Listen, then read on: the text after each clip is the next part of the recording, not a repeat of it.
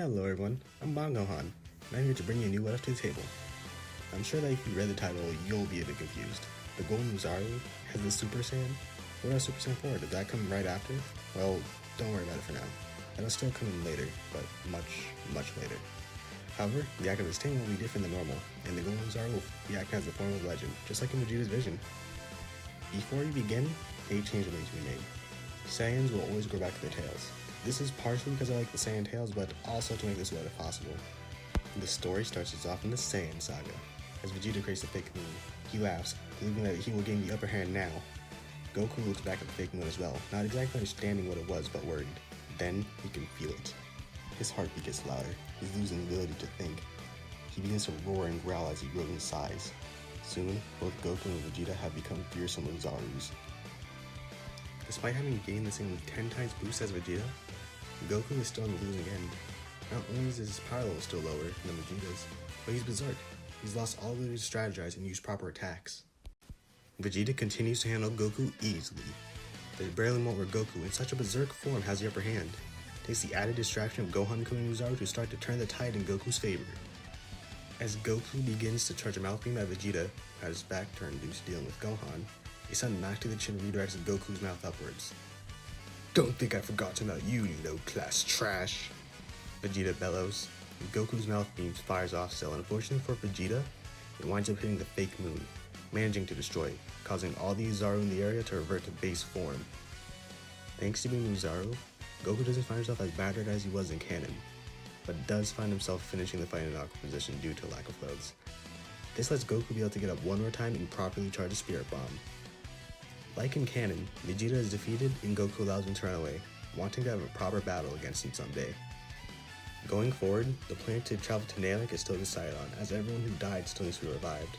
Goku isn't left in the hospital as long, but is still left behind as the others could leave due to his injuries taking a while to recover from. Now on Namek, things are playing out as they normally would have. Gohan, Bulma, and Krillin have arrived. Frieza's invasion has started a while ago, and Vegeta has arrived, too. As per usual, Vegeta is pummeled and then returned to Frieza's ship by Zarbon. This time, his tail does need to be grown back because it was never removed. Just like in canon, Gohan and Krillin get their power boosts, and Vegeta kills Zarbon. Like normal, the Ginyu Force is called. Mid-battle, Goku arrives out of nowhere and takes down Urkel in a single blow. Continuing to follow the normal canon, Goku wrecks the Force up until Ginyu, where the whole Ginyu-Goku situation happens, and Goku ends up put into the healing pod. Making a brief summary of events from now, Piccolo's revived, fuses with Nail, and joins the others as the battle begins and Goku makes his arrival. During the battle, let's say Goku's starting to get a bit desperate, like he's running down faster. Goku's body is getting worn down from using the Kaioken, and the levels at which he can use without feeling too much pain to attack is starting to decrease. He didn't have anything to give some sort of permanent boost. Wait, he saw his tail, but there wasn't a moon, and he would go berserk, not to mention his friends are still in the area. Once he got an opening, he quickly shouted for his friends to leave the area, as he began to remember a move that Vegeta had used during their fight, the one that would let him create his own moon. He created a glowing white orb in his hand and quickly threw it. He prayed in his heart for it to work, and thankfully it did. The fake moon formed in the sky as Goku told Gohan to look away from the sky and continue running. Goku became an Oozaru once more and began to go berserk, lashing out at everything around him.